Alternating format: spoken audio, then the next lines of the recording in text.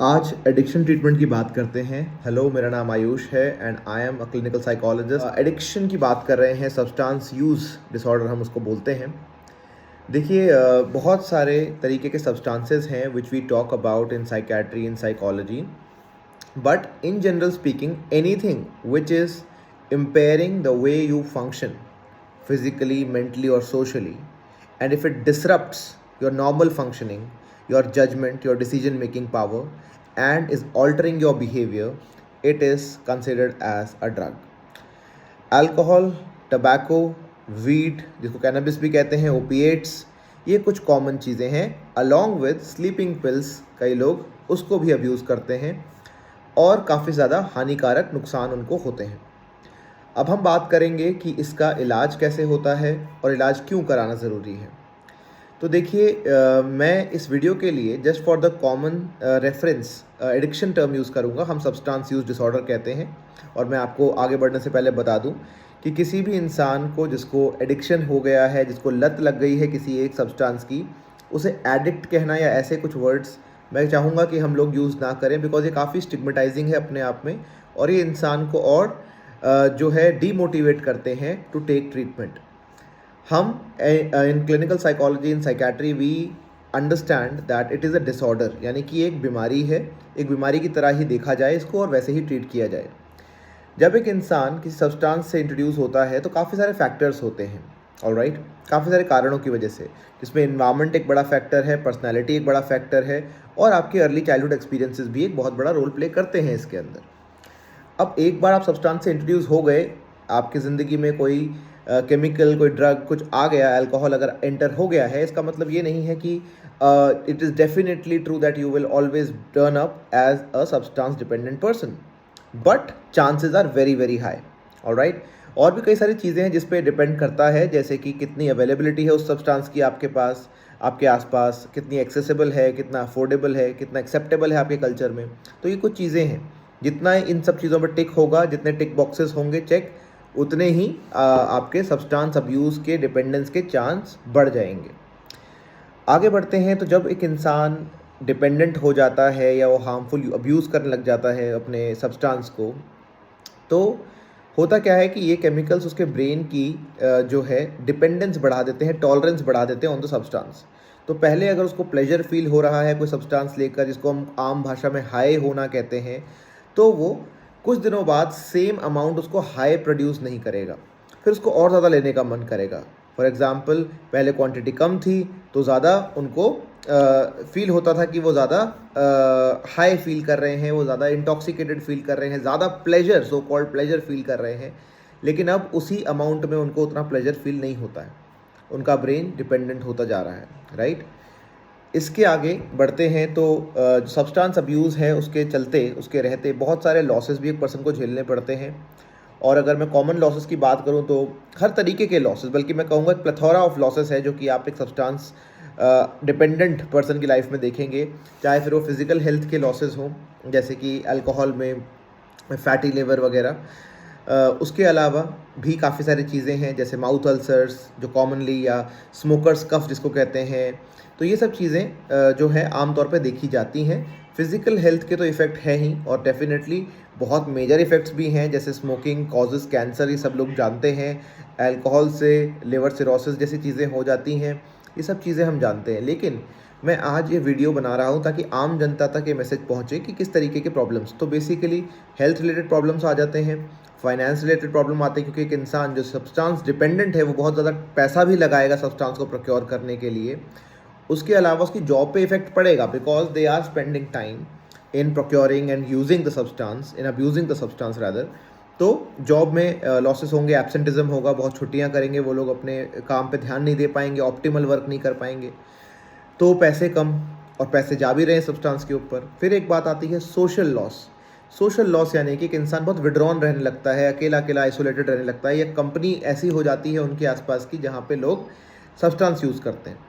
और डेफिनेटली जब एक इंसान सब्सटेंस कंज्यूम कर रहा है एक्सेसिवली और वो इतना इफेक्टेड है, तो बाकी लोग भी उससे ज़्यादा इंटरेक्ट नहीं करना चाहते हैं, ज़्यादा उसको एक स्टिग्मा की नज़र से देखते हैं सोसाइटी में, तो लोग भी उससे दूरी बना लेते हैं। अब आगे बढ़ते जाएँ तो एक इंसान अकेला पड़ने लगता है और ज़्यादा परेशान होने लगता है, टेंशन और स्ट्रेस को कोप नहीं कर पाता है और ज़्यादा सब्सटेंस अब्यूज़ की तरफ जाता है। कई बार आसपास के फैमिली वाले लड़ाई झगड़े देखते हैं, हम डोमेस्टिक अब्यूज़ देखते हैं इसके अंदर, तो वहाँ पर भी हम देखते हैं कि डाइवोर्सेस, सेपरेशंस और इन सब चीज़ों के चांसेस होते हैं। तो लीगैलिटीज़ के अंदर भी एक इंसान काफ़ी हद तक प्रोन रहता है कि they will and up into a legal system का मैटर जो होता है। तो ये भी इन चीज़ों का लॉस भी है।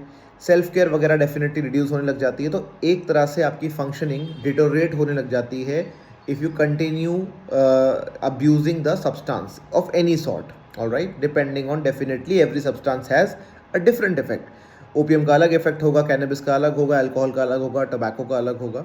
तो ये सब चीज़ें अलग अलग सब्सटेंसेस के अलग अलग जो हैं असर होते हैं लोगों के ऊपर। आगे बढ़ते हैं तो अब करें क्या? क्या हम इस इंसान से लड़ें, झगड़ें या इसको समझाएं प्यार से या डांट के? तो देखिए, ज़्यादातर केसेस में लड़ाई झगड़े ही देखे जाते हैं, लेकिन वो काम नहीं आते बिकॉज वो इंसान पहले ही डिपेंडेंट है, डिसऑर्डर के साथ चल रहा है, तो वो आपकी बात सुनेगा नहीं। और उसको भी पता है कि they are not able to move out of this substance abuse, alright. तो अभी आपको ज़रूरत है प्रोफेशनल हेल्प की। प्रोफेशनल हेल्प जब आप करेंगे तो ये नहीं चाहूँगा मैं कि आप इंसान को धक्के मारें, लेकिन फोर्सफुली ना करके चाहें तो उनको मनाएं, उनको एम्पैथाइज़ करें, उनकी बात समझें और कोशिश करें उनका रैपो फॉर्म करने की, उनके साथ एक बॉन्डिंग बनाने की, उनको अपने कॉन्फिडेंस में लेने की, जिसको कहते हैं हम। And further on, if you do that, if the person starts trusting you as a family member और as a friend, you have to help them in reaching a psychiatric center like ours। In patient setting है, IPD जिसको कहते हैं, right. OPD में अक्सर ऐसा होता है कि बहुत ही कम बार हम देखते हैं लोग पहुंच पाते हैं, लेकिन अगर पहुंचते हैं तो वो भी एक अच्छा इलाज है। लेकिन अगर आपके विड्रॉल सिम्टम बहुत है, यानी कि इंसान को बहुत ज़्यादा स्ट्रगल करना पड़ रहा है अपने फिजिकल सिम्टम्स के साथ, तो एक अच्छा ऑप्शन रहता है जहाँ पे IPD की सुविधा भी हो, तो आप इनको ला सकते हैं। अब जब डॉक्टर, साइकियाट्रिस्ट उनको इवैल्यूएट कर लेते हैं, उनकी कंडीशन को देख लेते हैं, उनके बायोलॉजिकल फंक्शन सब कुछ देख के उनके लिए ट्रीटमेंट प्लान तैयार होता है। ट्रीटमेंट प्लान दो तरीके के होते हैं, जैसे मैंने बताया, OPD भी हो सकता है, IPD भी, डिपेंडिंग ऑन कि सीवियरिटी ऑफ सिम्टम्स कितना है और क्या उनकी कंडीशंस है प्रेजेंट। तो ये एक डॉक्टर का, एक साइकियाट्रिस्ट का ही कॉल होता है। अब इसके आगे आप उनको अगर एडमिट कराते हैं तो आप ये देखेंगे कि साइकियाट्रिक केयर यानी कि सुपरविजन के अंदर, यानी कि एक डॉक्टर की निगरानी के अंदर, वो उनके लिए एक मेडिकल ट्रीटमेंट प्लान करेंगे कि कितना उनको डोज दवाई देनी है, कितना उनके लिए कौन सी बेस्ट मेडिकेशन है, वो लोग डिसाइड करेंगे और इसके बाद ही वो आगे प्रोसीड करेंगे। तो ये दवाइयों से क्या होता है कि इंसान की एडिक्शन की जो डिपेंडेंस हो गई, सब्सटेंस की जो डिपेंडेंस हो गई है, इस पर काफ़ी ज़्यादा फ़र्क पड़ने लग जाता है, विड्रॉल्स कम हो जाते हैं, जो इंसान डिस्ट्रेस से गुजर रहा है। क्योंकि विड्रॉल्स यानी कि सब्सटेंस छोड़ने के बाद होने वाली फिजिकल सिम्टम्स, जो कि एक्चुअली में एक इंसान के लिए झेलना बड़ी मुश्किल की बात है। तो इस चीज़ को देखते हुए, क्योंकि ये विड्रॉल सिम्टम की वजह से भी कई बार इंसान वापस से ड्रग यूज़ में या अल्कोहल यूज़ में चला जाता है, तो इसको मैनेज करना एक साइकियाट्रिस्ट बहुत ही बेहतरीन तरीके से स्मूथली कर सकते हैं। तो डॉक्टर्स की हेल्प लगेगी आपको। फिर आगे क्या होगा कि ड्यूरिंग योर स्टे, मैं अभी IPD एडमिशन्स की बात कर रहा हूँ, ड्यूरिंग योर स्टे आपकी काउंसलिंग भी हो सकती है। काउंसलिंग बहुत इंपॉर्टेंट रहती है एडिक्शंस के अंदर, सब्सटेंस यूज डिसऑर्डर्स जिसको कहते हैं, तो बहुत इंपॉर्टेंट है काउंसलिंग का रोल। काउंसलिंग क्यों? क्योंकि इंसान का माइंडसेट चेंज करना है। और कई बार मुझे लोग कहते हैं कि जी हम भी बहुत समझाते रहते हैं, काउंसलिंग में क्या होगा। देखिए, काउंसलिंग एक प्रोफेशनल वे है समझाने का, वो हमारे एक अलग स्पेसिफाइड एम्पेरिकल सॉल्यूशंस हैं एक तरह से कहें तो, जिसमें हमें पता है कि किस स्ट्रक्चर में किस तरीके से कितनी बात समझानी है, उनके लिए कैसे प्लान बनाना है। और अक्सर मोस्ट ऑफ द केसेस में लोग अपने काउंसलर को अपनी फैमिली से ज़्यादा ट्रस्ट करने लगते हैं कई बार initially in the treatment of substance use, क्योंकि एक काउंसलर बहुत ही अनबायस तरीके से उनसे बात करता है, कोई स्टिग्मा क्रिएट नहीं करता है, प्लान्स बताता है, उनके साथ मिलकर टीम अप करके आगे का प्लान क्रिएट करता है।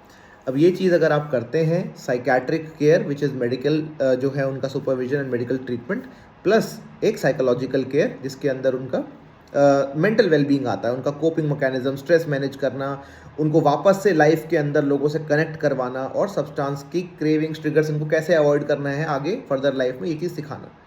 ये दोनों ट्रीटमेंट अगर साथ में चलते हैं तो एक इंसान की ज़िंदगी बहुत बेहतर होने लग जाती है।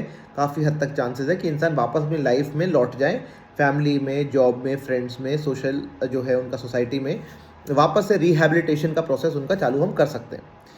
जहाँ तक रही बात कि उनका जो लॉन्ग टर्म रिहैबिलिटेशन है, यानी कि 3 महीने, 6 महीने या 2 महीने, जितना भी लंबा टाइम का जो होता है, वहाँ पे रखें या नहीं, देखिए इस बारे में मैं इस वीडियो में कमेंट करना वाजिब नहीं समझता, क्योंकि ये डिपेंड करता है इंसान के ऊपर कि उनकी सिवियरिटी कितनी है।